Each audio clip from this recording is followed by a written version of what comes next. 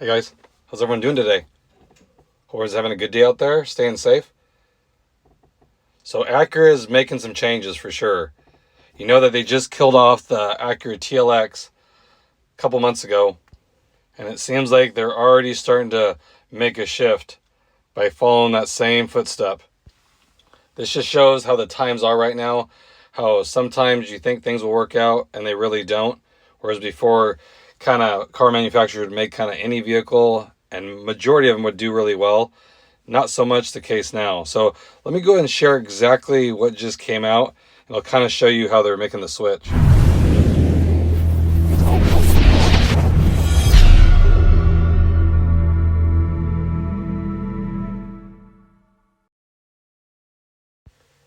So like I said, you know, a lot of car manufacturers right now are switching things around, killing off models, just kind of streamlining their lineup just because the sales aren't there, just how much they ask for them.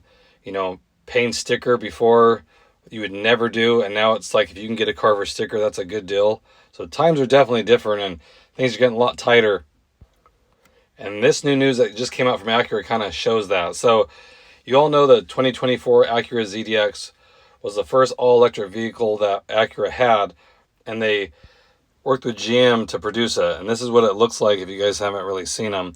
You don't see too many around because they weren't real popular. And due to that, Acura has axed the ZDX. They were supposed to start building the 2026 ZDX here, but they've already decided they're not going to do this anymore, so they've scrapped that even. So the ZDX started in 2024, ran through 2025, and that will be it. And it doesn't surprise me because, like I said, that was the first all-electric vehicle that you could buy, and I think it ranged from like maybe $70,000. So it wasn't cheap to get into it. And as you guys know, a brand new platform like that, there's got to be a lot of glitches. And they just didn't really sell them. I mean, it felt like they were getting pretty desperate because you've seen all the deals on them. They're super cheap leases you can get for like 200 something bucks a month.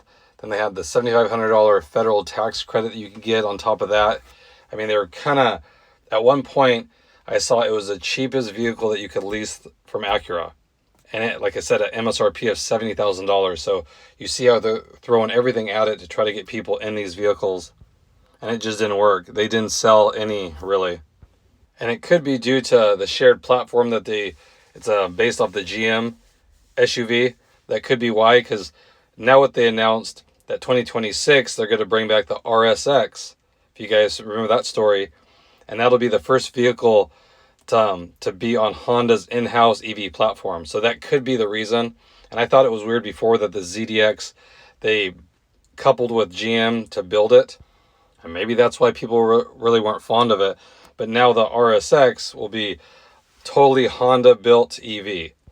So maybe that'll help that one sell, just because, like I said, the other one had a lot of similar things from the GM. And in fact, a lot of the interior was GM. So if you guys ever been in GM vehicles, like the switchgear for the windows and all that, it gave you that GM feel. So it kind of got away from the roots of being the Acura Honda. And I think that's why it wasn't really a big hit when it first got announced. So maybe the RSX will be different. It's a similar size vehicle, a little higher up, SUV, CUV type vehicle. But time will tell, you know, if it's too early for that. But I know Honda is really working on hybrids, so that's kind of where it's at right now. So I just want to share that with you. It's probably not a big surprise for a lot of you. Kind of saw that coming for a while, but now you kind of know the direction that they're heading. So again, hope everyone's having a good day out there. I appreciate you as always, and I'll catch you guys on the next one. Thanks again, everybody.